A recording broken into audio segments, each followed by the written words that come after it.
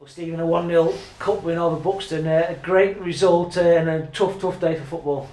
Yeah, if there was anything that was going to level, the four divisions, it was the weather. It was incredible. I think it's the worst I've ever been involved in. How cold it was, the wind, the rain.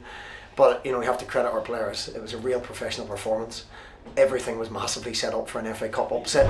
As I say, the conditions and the surface, everything went with it. Tight ground, crowd, but we controlled a lot of it in horrendous conditions. Should have won by a lot more goals, but job done.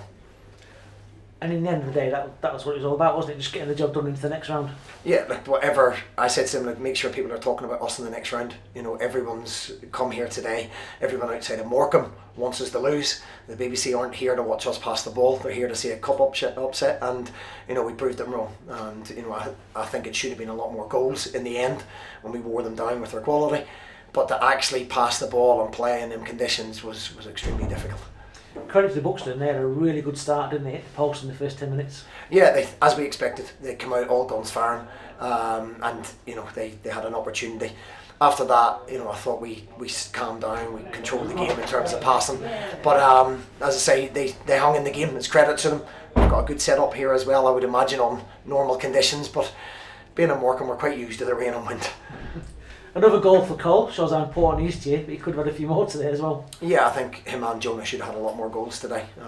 Cole, probably by his own admission, would have had a hat-trick in normal circumstances. But listen, he scored the goal that matters. He's led the line again brilliantly for us in, as I say, ridiculous conditions. But the be-all and end-all today was to make sure we're in the next round. History made for the club, really. Into the third round for the second year in succession. Never been done before, so a real scalp for you and hopefully a good draw for the next round. Yeah, in terms of finances for the club, I'm sort of torn because you want a draw that you might progress to the fourth round. But in terms of putting an infrastructure in place, we're not a League One football club in terms of infrastructure by any stretch of the imagination yet. Everyone's going in the same direction. The directors, the board, we all want to do that, and a big financial boost would be superb, especially with the Christmas window coming up as well. I was going to say, with the January window coming up, it could be a perfect time to get that boost.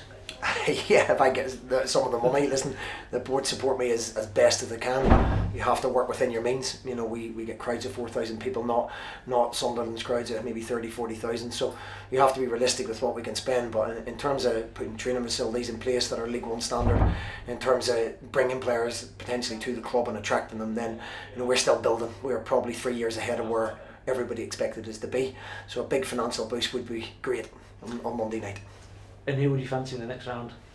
Listen, any of them at home would be great. A home draw, big crowd, gives you an opportunity, and obviously it gives people a chance to put the club in the limelight and individuals in the spotlight.